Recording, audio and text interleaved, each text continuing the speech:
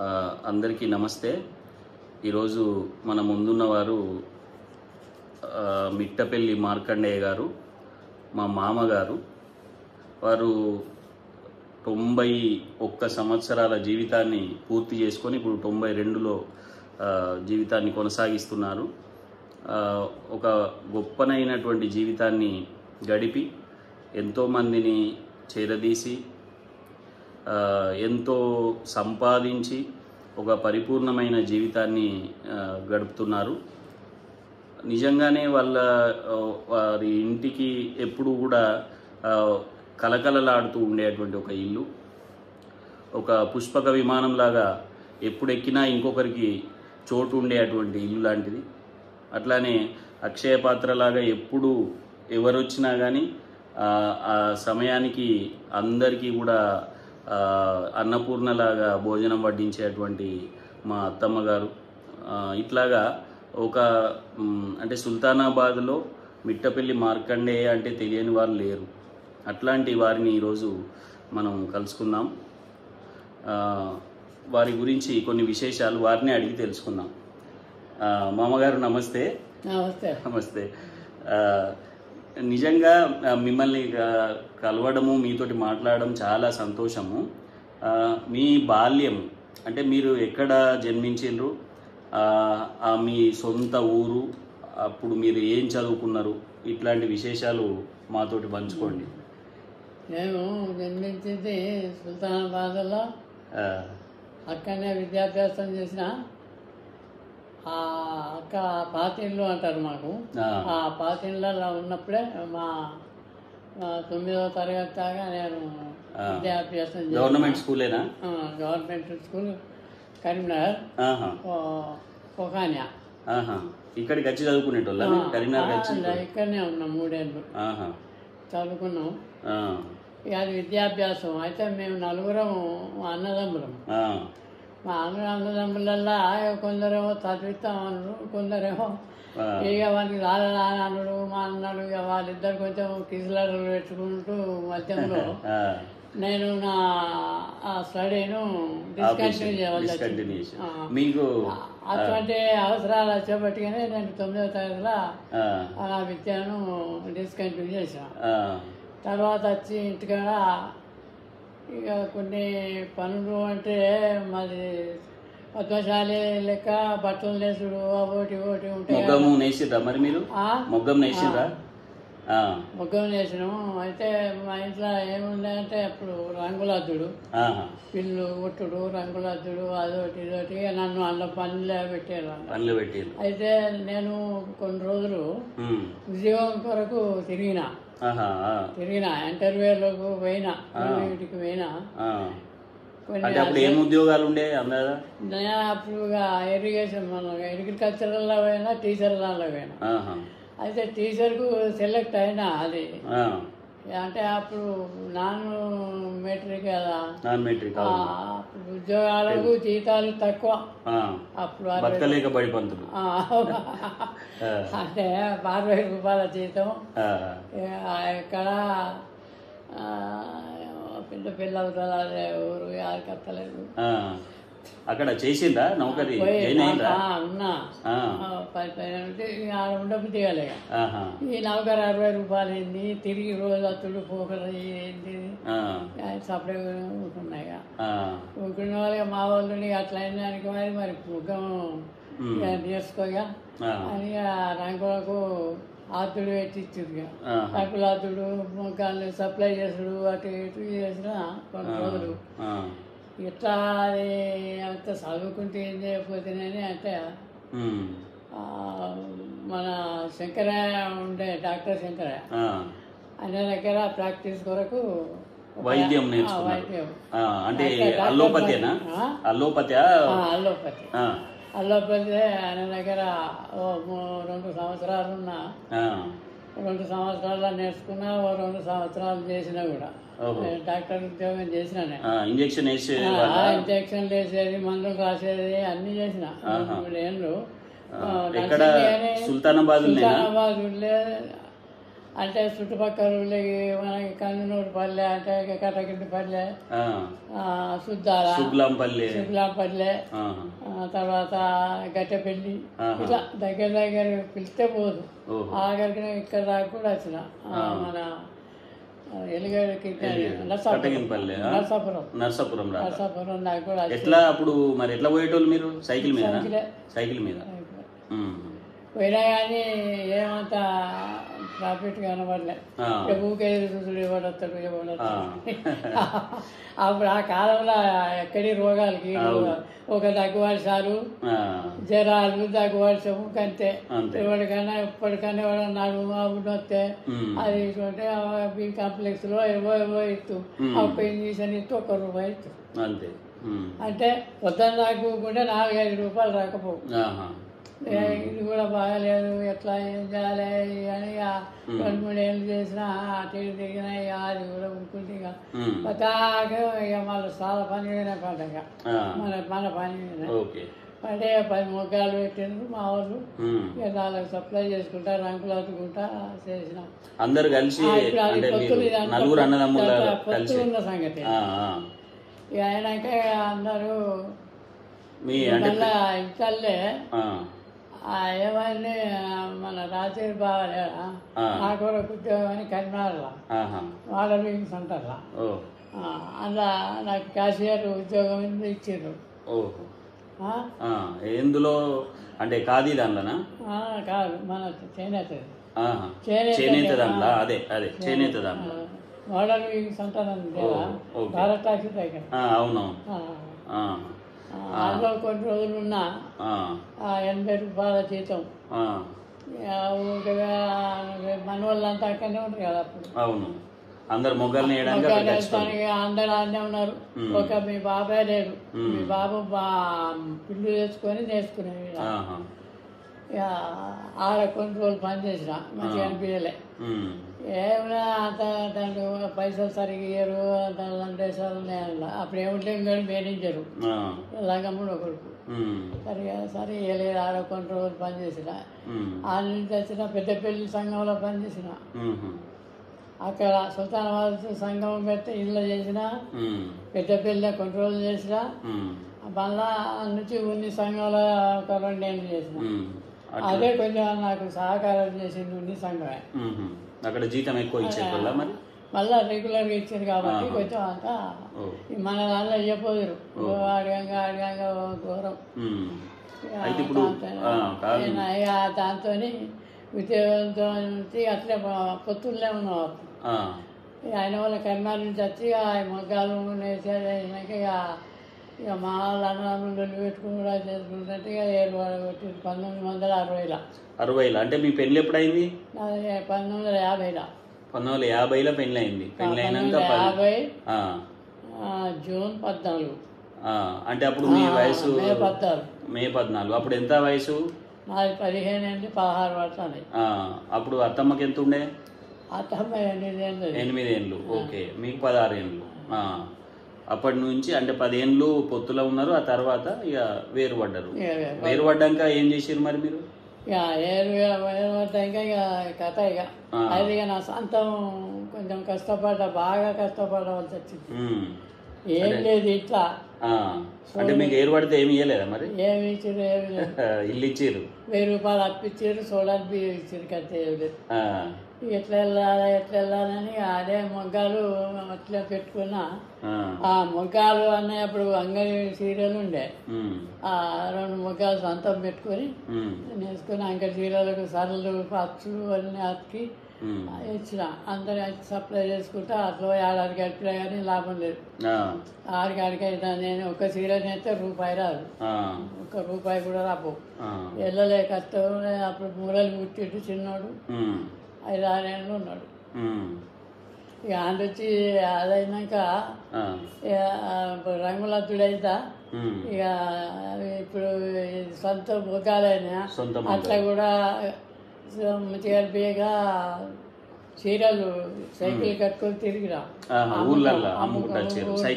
ఊరు తిరిగే కొంచెం అమ్మన్నాడు అమ్మాయి అది కూడా చిట్ల కొడతారు అది కూడా మంచిగా అనిపించలేక అబ్బాయి ఏం చేస్తారా దేవుడా ఎటు బసవతలేదు ఇంటికాడ బట్టల దుకాణం పెట్టా నిన్ను చూడండి ఎక్కడ అదే ఇంటికాడ కూడా దుకాణం పెట్టి బట్టలు పెట్టా బట్టల దుకాణం పెట్టి అదే ఒక రోజు కలిసి అని వాడు తీసుకుంటూ ఇవ్వాలి కదా అంటే మళ్ళీ దసరా దగ్గర ఉద్దర్లు ఉద్దరు లేకుండా ఏ బాగా పెట్టుబడి లేదు పైసలు లేదు ఇది కూడా మంచిగా లేదు ఇదే రాత్రి కూడా ఎప్పుడు పట్టలేదు అది ఆఖరికి కిరాణా దుకాణం మీద పడ్డది నాకు ఇక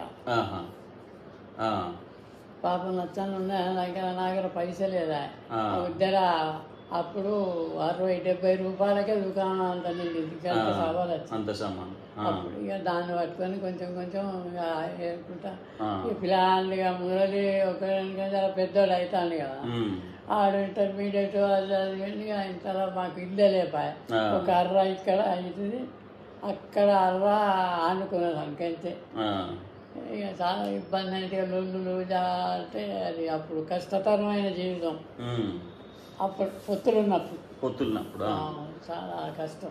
అంటే ఇప్పుడు కిరాణం దుకాణం పెట్టిన తర్వాత స్థిరంగా కిరాణం మళ్ళీ అందులో పెట్టుకొని ఇక కట్టుకుంటా అంటే ఇక కొంచెం పొట్టకు జీవితానికి రాలకాయ అనిపించింది. ఇంత నడుపుకుంటా చేసినారు. ఇద్దరు ఇక మా వాళ్ళు ఎట్లా ఇల్లు ఉంటే అందరికి ఇరుకడం అవుతుందని అన్నటి పొత్తుల ఇప్పుడు మేమున్న ఇల్లు అన్నటి పొత్తుల కట్టుకున్నాం. అందరి పొత్తులు కట్టుకున్నారు. అందరు తలా ఒకటి ఉండేటట్టుగా కట్టుకున్నారు. ఇట్లా కట్టినాం అంటే అన్ని సగమే అన్కంప్లీటే, కంప్లీట్ కాలే. గులాబీలు లేవు, ఏమి లేదు. అట్లా ఇటుక ఇల్లు కప్పేసారు, అంతే ఇచ్చిపెట్టారు దాన్ని. ఇక అన్నదే ఉండుకుంటే అటు దిక్కు దుకాణం పెట్టుకొని ఇట్లా ఇస్తే ఏం లేదు. సీనిగాడు పెట్టే సీనిగాడు సత్య ఏం లేదు, ఏం లేదు. ఆమె దుకాణాల్లో మాది వాళ్ళకి సరిగా అమ్మపోవు.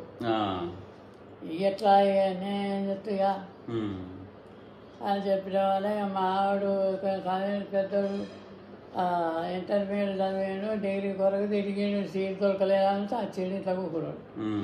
సరే ఇక నువ్వేం చదువుతాడు కనబడతాడు, ఈ దుకాణం నడిపించుకో, నేను ఆ పొలం పొట్టు వాడేటో తిరుగుతావని అని అన్న. అది వాళ్ళ దుకాణంలో కూడా పెట్టినాక ఐడియా వచ్చింది నాకు. మళ్ళా అరే మాకు కట్టుగా మా నూకవిట్టలో నేను కోటాయన ఉండే, ఆయన చిట్టీలు వసూలు చేస్తాను. చిట్టీలది ఇక్కడ మొదలైందా?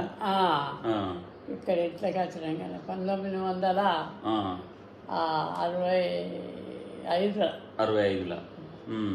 అలా అలా చూసి ఆయన చనిపోయిండు. చిట్టీలు ఎవరు పెట్టలే అని నేను దాని కొరగా చిట్టీలు ట్రై చేసి మంచి దోస్తుకొని తిరిగిరాను. ఇక 2 రూపాయలు, 10 రూపాయలు, 20 రూపాయలు ఇక ఇట్లా చిట్టీలు వసూలు చేసుకుంటా 42 సంవత్సరాలు చేసిన. 42 సంవత్సరాలు చిట్టీల రాకుండా అంతా చిట్టీలే. అంటే మీరు ఎక్కువ సంపాదించింది ఈ చిట్టీలకు సంబంధించిన చిట్టీలతోనే, అన్ని చిట్టీలతో. ఇక ఆ నుంచి ఇక జీవితం నడిచింది మంచిగానే. ఇక పిల్లలు ఎదిగారు, చదువుకున్నారు, ఎవరు వాళ్ళు చదువుకున్నారు, అంతా అయిపోయింది. అక్కడికి ఒక్క ఘట్టం అది. ఆ చిట్టీల ద్వారా సంపాదించిన దాంతో భూములు జాగాలు అన్ని కొన్నా. ఆ చిట్టీలతోనే ఈ భూములు కొన్నా, అక్కడ ఉన్న ఇల్లు కట్టిన 10 ఇల్లు కట్టిన. 10 ఇల్లు అవి ఇవి కట్టినా ఇప్పటికైనా చాలా మంచుకున్నాం. సరే, ఇప్పుడు ఇది మీ వృత్తికి సంబంధించిన విషయాలు. నేను పడ్డ జీవితం ఈ 40 ఏళ్ళలో ఇది సంపాదించిన గట్టిగా. ఇప్పటికైతే అందరికీ సవలతుగానే ఉన్నది. అదే అయితే ఇంకొక విషయము, ఇప్పుడు మీ ఆహారపు అలవాట్లు అంటే మొదటి నుంచి కూడా మీరు కొంత వైద్యము అది ఇది తెలిసిన వాళ్ళే. అంటే ఆహారపు అలవాట్లలో అంటే మీరు కూరగాయలు ఎక్కువ తీసుకునే వల్ల మాంసాహారము కానీ ఇట్లాంటివి? మాంసాహారం అంటే తీసుకునేది కానీ ఎప్పుడన్నా వారానికి ఒకసారి ఉండే. అప్పుడు ఆహారం నాకు ఎక్కువ కాయగూరలే ఎక్కువ ఇష్టం. అంటే ఇప్పుడు మీ ఆరోగ్య రహస్యం ఏంటిది మరి?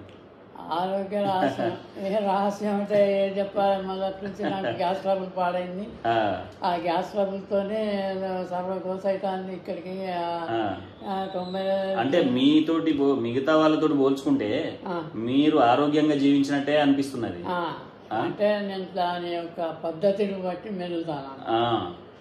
మన నడవడిక మీద ఆహార విషయాలలో జాగ్రత్త తీసుకుంటాం వలన కొంచెం ఆరోగ్యంగానే ఉంటా. నాకు ఆరోగ్యంగా ఉంటానా ఓసారి కొంచెం ఇది అవుతుంది, ఎందుకంటే ఏజ్ మీద పడ్డది కదా, అది మునుపటంతా తట్టుకునే శక్తి లేకుండా అవుతుంది. అంతే, నిజమే. ఇప్పుడు ఇంత వయసుకి వచ్చినాక ఇక ఎంత వాళ్ళైనా తట్టుకోవడం కష్టం, తట్టుకోవడం కష్టం అవుతుంది. ఏం కాలే, అయినా పర్వాలేదు, మంచిగానే ఉన్నా. అయితే నిజానికి పెద్ద కుటుంబం కదా, ఇప్పుడు 5 కొడుకులు, ఇంకా పని చేసే వాళ్ళు, ఎప్పుడు చూసినా ఇప్పుడు 19 మంది. ఒకప్పుడు 19 మంది. అదే ఇప్పుడు తర్వాత వాళ్ళందరికి మళ్ళీ పెళ్లిళ్ళు అయినాయి, మనవరాలు వీళ్ళందరూ వచ్చారు. 19 మంది ఉన్నప్పుడు ఉన్నప్పుడు ఆనందంగా ఉన్నారా? ఇప్పుడు అందరూ ఎక్కడో అక్కడికి పోయిన తర్వాత ఆనందంగా ఉన్నా. ఇప్పుడు ఆనందంగానే ఉన్నా. వాళ్ళకి ఎవరు కష్టపెట్టకుండా వాళ్ళకు కూకుంటే తినేటట్టు చేసిన నాకు వాళ్ళు బతుకున్నారు, నాకు సంతోషంగా ఉన్నారు. ఇక కొంచెం పరిస్థితులు బట్టి వాళ్ళు చేసుకున్నారు తప్ప అది వేరు, అది ఎవరిది వారు వాళ్ళు చేసుకున్న తప్ప నాకు నేను చేసింది మాత్రం అందరికి సమానం, అందరూ మంచిగా చేసిన. మనవరాళ్ళకి కూడా నేనే చేసిన. మురళి అయితే ఇప్పుడు ఇంట్లో మీరు బయట సంపాదించుకొచ్చారు నిజమే, మరి ఇంటికాడ మా అత్తమ్మ పాత్ర ఏం లేదా? అత్తమ్మ పాత్ర అచ్చిన రాసుకుంటే చాలు, ఎప్పటికచ్చుడనే మంది అప్పుడు. అదే కదా, ఇప్పుడు అంటే లేదు కానీ 10 ఏళ్ళ వారి నాకు వివాహ కానీ అంతకుముందు ఎప్పటికీ అచ్చుడనే మంది. ఎప్పుడు ఒకరు ఎప్పటికీ అచ్చుడే, రోజు ఒక్కరు 2 3 ఎప్పటికీ అచ్చుడే. అంటే ఇల్లంతా ఆమె సవరించుకున్నది, వచ్చే వాళ్ళు అందరినీ పెళ్లిళ్ళైనా చేసిన పోయిన కట్నాలు గిట్నాలు ఎవరికి ఎట్లా సవరించాలో అట్లా అన్ని ఆమె చూసుకున్నాను. ఎవరితో కూడా వేయలేదు చెయ్యలేదు నేనే అన్నది అనిపించుకోలే ఎక్కనే కానీ. మా తయారైనా కానీ వీళ్ళు కానీ ఎవరితో ఏం మాట పడలే, నేను అనలే, వాళ్ళు నన్ను అంటే మంచిగానైతే ఉన్నాం ఈ వరకైతే. అదే అయితే ఇప్పుడు మీరు ఇంత జీవితంలో మీరు చాలా సక్సెస్ఫుల్గానే మీ జీవితాన్ని గడిపారు. అయితే మీరు దేన్ని బాగా నమ్ముతారు? ఇప్పుడు ఉదాహరణకు అదృష్టం కొద్దీ మీ జీవితం ఇట్లున్నదా, లేకపోతే నమ్మేది ఏంటంటే మన జీవితం కొనసాగాల మంచిది అంటే మన నడక మీదనే ఆధారపడి ఉన్నదని నేను నమ్ముతా. మన నడవడిక మంచి, మన నడవడిక మీదనే ఆధారపడి ఉంటది మంచి చెడ్డ, మళ్ళా వాక్చాతుర్యంతో ఉంటది. కానీ ఏదో చదివితే మంచిగా అవుతుంది, వీళ్ళు చెప్తే మంచిగా అవుతుంది అని నేను నమ్మాలి. అంటే ఎవరో చెప్పే మాటలతోటి, తాయితులతోటి, మంత్రాలతోటి నా సొంతం నా మంచి నడక నన్నే కాపాడుతుంది తప్ప ఒకరు చెప్తే నేను అంటే మంచి మాట అయినుడే. అదే ఎట్లా అంటే నేను నమ్మేది నా జీవితమే కానీ మన పనులు కానీ మన నడవడిక మీదనే అవి సక్సెస్ఫుల్ అవుతాయి.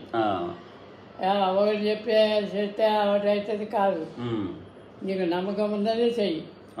బుద్ధుడు చెప్పింది అంటే మన మీద మనమే నమ్మకం పెట్టుకోవాలి, మనం చేసే పనులే మనకు. మన ఉద్దేశం గట్టిగా ఉన్నప్పుడు ఏ పైన సులువుగా చేసుకోవచ్చు అని నా నమ్మకం.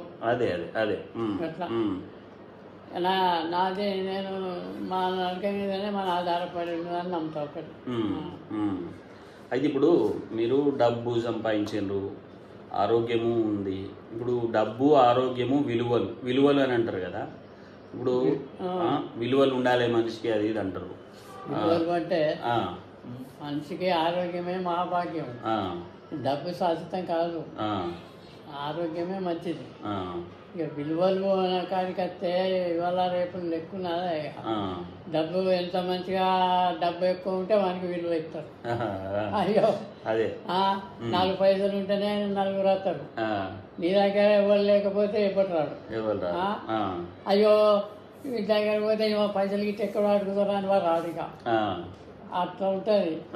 కాబట్టి ఇవ్వరు అని ఎవరిని ఇష్టం ఉన్నట్టు మంచి మార్గాన పోవాలి, కానీ ఒకరి మీద ఆశపడి మాత్రం ఉండకూడదు.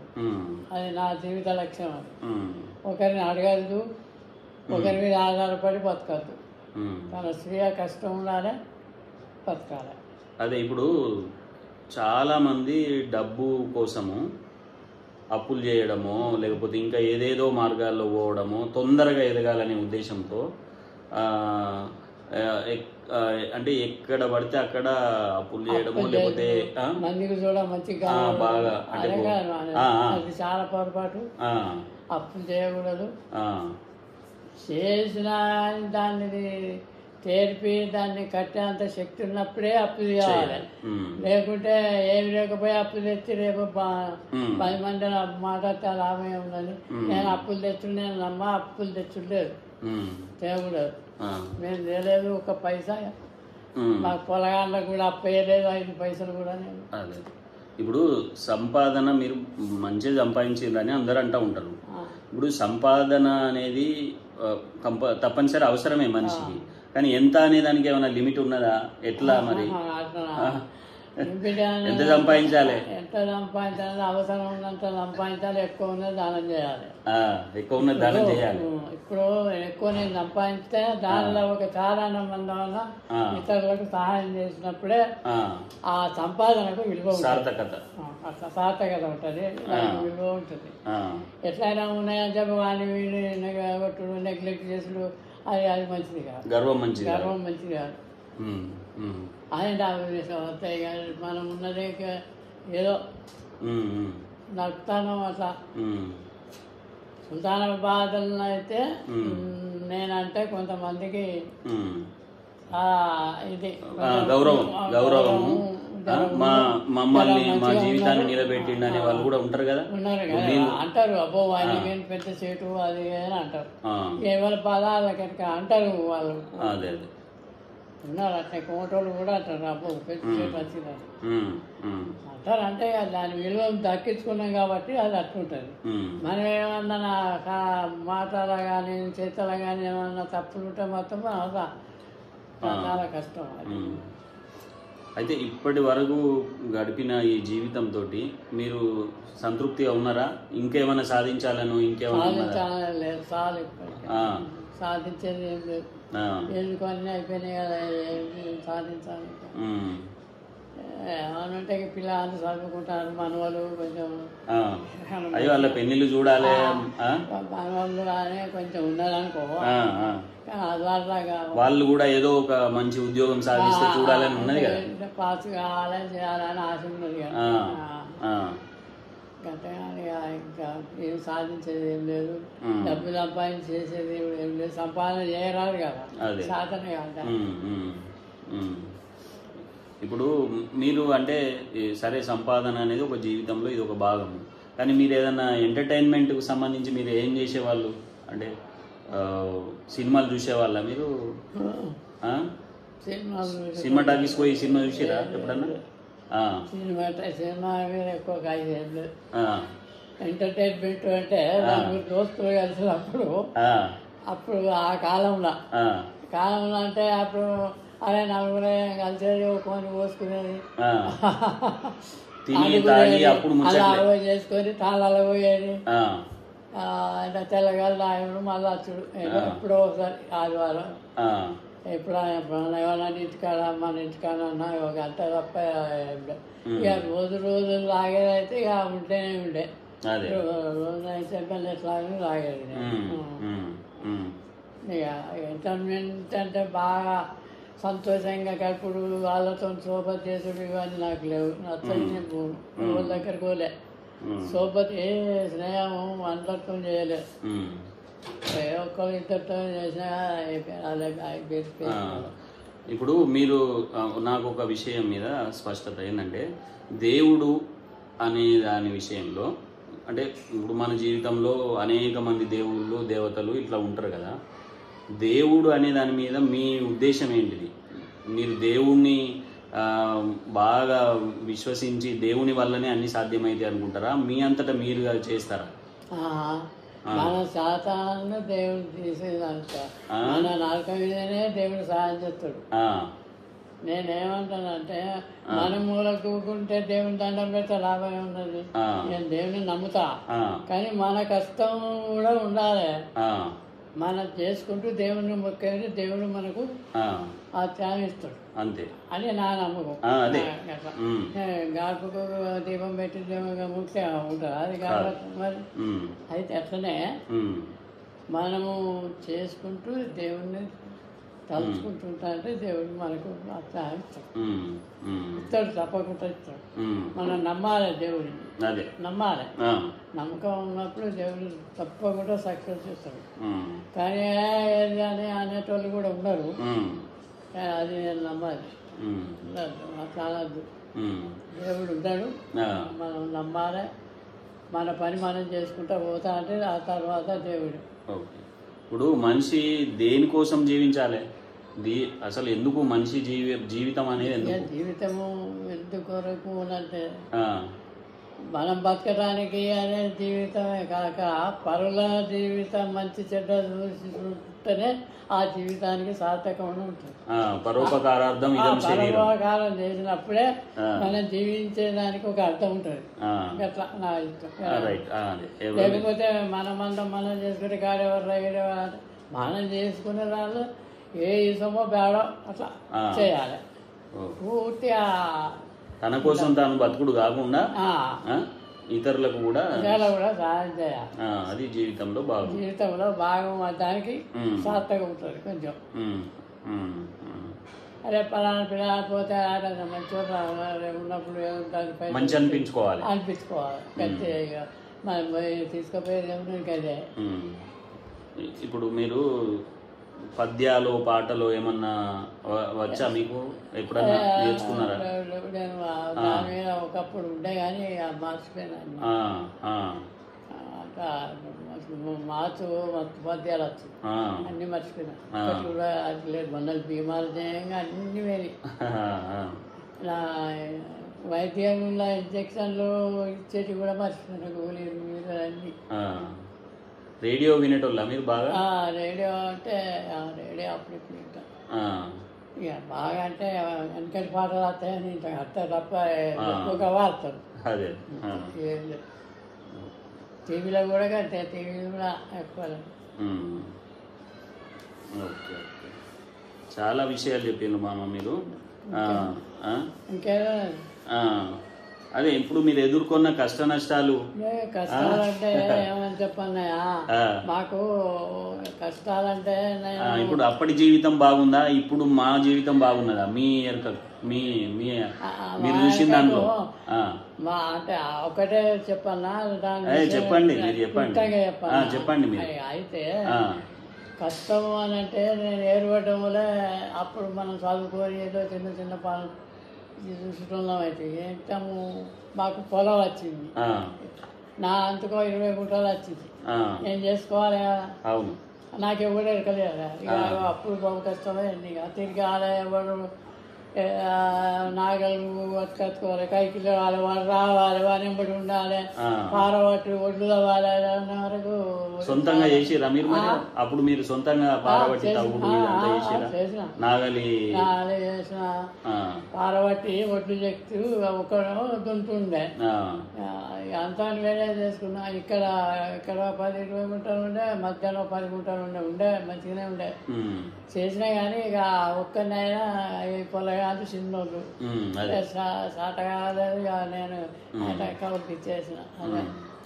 ఇక అట్లా జరిగింది. అంటే అప్పుడు ఆ పొలం చేసడానికి నాకు చాలా కష్టమైంది. విన్నారా?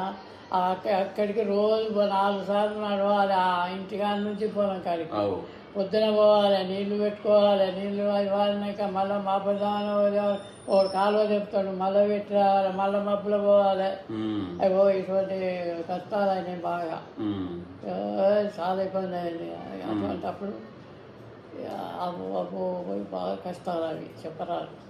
అదే ఇప్పుడు అప్పటి జీవితము ఇప్పటి జీవితము, ఇప్పటి జీవితానికి అంటే ఇప్పుడు పైసలు కనబడతానే కానీ అంత మంచిది సుఖం ఇది కాదు, అప్పటికే మంచిది. అవునా? అప్పుడు పైసలు లేకున్నా కానీ తృప్తిగా ఉన్నారా? మంచి మర్యాద మస్తు, ఆ వచ్చిన కాడికైనా కానీ మంచిది గట్టిది మంచిగా అన్నాను, మర్యాదస్తులు బాగా ముచ్చట బాగుండేది. అప్పటికే దినం మంచిది. అదే అంటే ఇప్పుడు అప్పుడేమో మనుషులతోటి సంబంధాలు ఎక్కువ ఉండేవి, మానవ సంబంధాలు బాగుండేవి. ఇప్పుడు బాగా దూరం అయిపోయినాయి, ఎవరికి వాళ్ళే జీవిస్తున్నారు. ఆ ఆనందం లేదు ఇప్పుడు. బాధితులు పౌరాలు మంచి ఏది లేకుండా. అంటే ఇప్పుడు ఇంకొకటి అంటారు మామ, ఇప్పుడు బంధువులు స్నేహితులు ఇట్లాంటి వాళ్ళు చాలా మంది ఉంటారు మనకు, వాళ్ళతోటి మరి సమస్యలు వస్తాయి కదా బాగా మంది ఉంటే. అప్పుడు వాళ్ళందరూ ఉన్నా కూడా మరి అప్పుడే ఆనందంగా ఉన్నది అంటున్నారు కదా. వాళ్ళందరూ ఉన్నారు ఉంటే వాళ్ళ తగ్గట్టు మనం మసులుకున్నాం అన్నట్టు, వాళ్ళ తగ్గట్టే మేము తిన్నాం. వాళ్ళ లిమిట్ దాని పద్ధతి ప్రకారం ఉన్నాం. చెడ్డవారిని దూరం పెట్టాం, మంచి వారితో నాకు మాట్లాడినా. అదే ఇప్పుడు అందరూ కాదు, ఎందుకంటే ఎవరిని ముట్టుకుంటే ఏది మీద పడుతుందో అన్నట్టుగా దూరంగా ఉంటుండ్రు కదా, మందిని దగ్గరికి ఎక్కువ చేరదీస్తలేరు. అప్పుడేమో మీరు ఎంతో మంది వచ్చిండ్రు పోయిండ్రు, ఎంతో జరిగింది కదా. మరి అప్పుడు మీరు అట్లా మానవ సంబంధాన్ని వచ్చిర్రు, పైసలు వచ్చిర్రు, నా దగ్గరికి చాలా మంది వచ్చారు. పల్లెలు వచ్చారు చాలా మంది. సుధాల మా ఊరి గొల్లపల్లె, ఇక్కడ కట్టకింటి పల్లె, అవి నాకు సాధారణంతా ఇచ్చిరా, పైసలు కూడా ఇచ్చిరా, వసూలు చేసుకుంటా మంచి వాళ్ళు ఇచ్చారు. అటువంటివి కూడా జరిగినాయి. అదే అంటే అప్పుడు న్యాయంగా మెదిలేరు, ఎట్లా అట్లా ఇచ్చారు, మంచిగా జరిగింది. పర్వాలేదు. మా జీవితం గడిచిన జీవితంలో కొంచెం కష్టం ఉన్నది, అలా ఫలితం కూడా ఉంటుంది. కష్టం ఉన్నా కూడా ఫలితం ఉంటుంది, తప్పదు అన్నట్టు. ఇక చేసినా బాగానే కష్టం చాలా చెప్తే ఉడవేది. అయితే ఇట్లా అవుతున్నాయి. మరి ఇడ్లు కట్టడం అంటే ఇట్లా కట్టిన ఇంట్లో కట్టినది, కట్టెల దుకాణం పెట్టా నేను. టిబ్బర్ మార్చేట్టును, అది కూడా పెట్టిరా? టిబ్బర్ మార్చేట్టును. అయితే ఇల్లు ఎవరికి ఇచ్చిరా, ఎవరికి ఇచ్చిరా, వాళ్ళందరూ కలుసుకుంటారు. అది ఇప్పుడు శుద్ధాల్లో గొల్లతో కలుసుకుంటారు. బలాల మాకరం చిట్టేసి పైసలు ఎత్తే పువ్వులని ఊరుకునే, ఎవరికో ఎత్తే అంత ముంచుడు కాదు కొడుకు ఇంకా పేరు అట్లే ఉన్న అతను లాగట్టు. అంటే అట్లా చేసినా అన్నట్టు టిబార్ మార్చేది. అయితే ఇప్పుడు మరి ఇల్లు లేవు కదా, అప్పుడు నాకు ఒకటే ఇల్లా. ఎట్లా అని ఆయన బూరజుల్ల దుకాణం 6 కోళ్ళు సిట్టేసి ఉంటే వాడు పైసలు జర ఆపిండు. అది జాగ వాడిని పైసలకి వెళ్ళి అది జప్తు చేసాం. అవి ఇట్లా దాని ఇంతమంది మనం కష్టపడ్డ పైసా దాంట్లోకి ఇప్పుడు ఇచ్చిన. ఒక్కరికి బాగలేరు, ఒక్కడు కూడా పైసా ఇయ్యలేదని అనలేదంట. చుట్టాలు వాళ్ళ చిట్టీలు ఎత్తే ఇయ్యలేదని ముచ్చట అయితే లేదు, చేయలే. అట్లా నడిపించిన. లక్షల కట్టి ఆఖరికి 2 లక్షల చిట్టీల దాకా కథ అయిపోయింది. అప్పుడు ఏ 10 సంపాదించినా వత్తు ఉన్నాయా, ఏ 10 రూపాయలు ఉంటే ఆ వత్తు కదా. అన్నీ బల్లలు, చీరలు, చీరలు, కుర్చీలు, అల్మారీలు, ఇడ్లీ అన్నీ. ఎట్లా మనకు పైసలు వచ్చేదా ఇప్పుడు వడ్లలో సిట్టీలు వేసి వాడు వెళ్ళా దగ్గర కట్టాలి, అదే చేయరా ఇది చేయి పైసలు తయారు చేయించుకున్నా. ఆయన తాగకాయ వేసి అల్మారీ తెచ్చి పారేస్తా, బల్ల వేయించుకోరు ఇట్లా. అన్నీ ఇట్లా తిప్పల పడి చేసిన. మధ్యలో ఇల్లు కట్టించుడు నేను చేసిన. ఇప్పుడు కన్స్ట్రక్షన్ లాగా నాతో అప్పుడు ఇల్లుకు బుక్కులు మొత్తలేరు. కుదిరితే అట్లా ఇల్లది కూడా చూసుకుంది. చుట్టాలు వేరే ఉన్నారు, వాళ్ళు మాట్లాడుకుంటున్నాను నామన్నా. ఇక వాళ్ళకి ఇసుక కావాలి, ఇటుక కావాలి, బడ్డ కావాలి, ఇవన్నీ కావాలి కదా.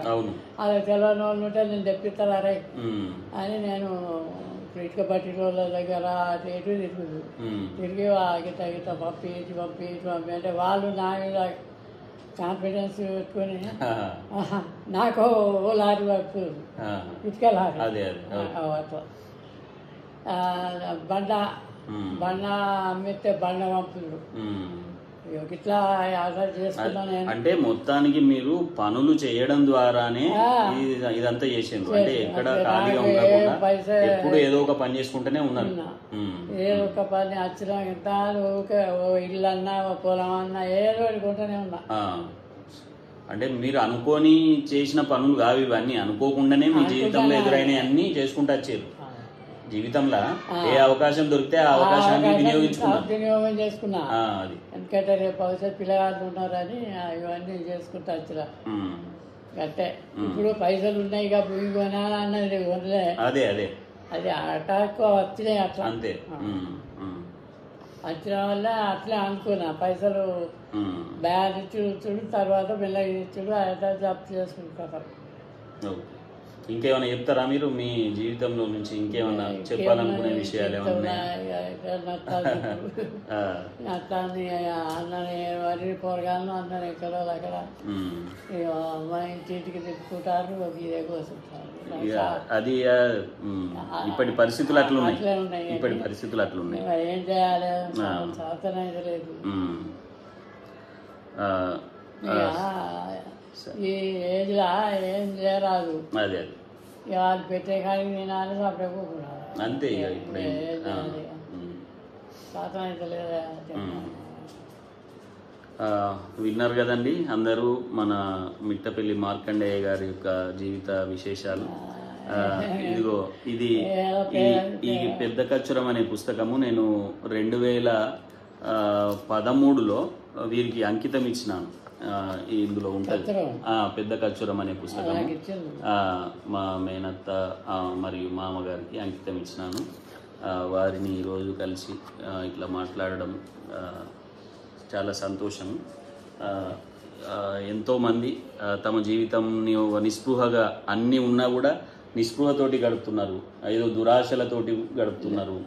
అట్లా ఏమీ లేకుండా ఏది లేకున్నా కానీ ఒక 0 నుంచి కరోడ్పతిగా ఎదిగినటువంటి వ్యక్తి మిట్టపల్లి మార్కండేయ గారు. వారికి కృతజ్ఞతలు. నమస్తే.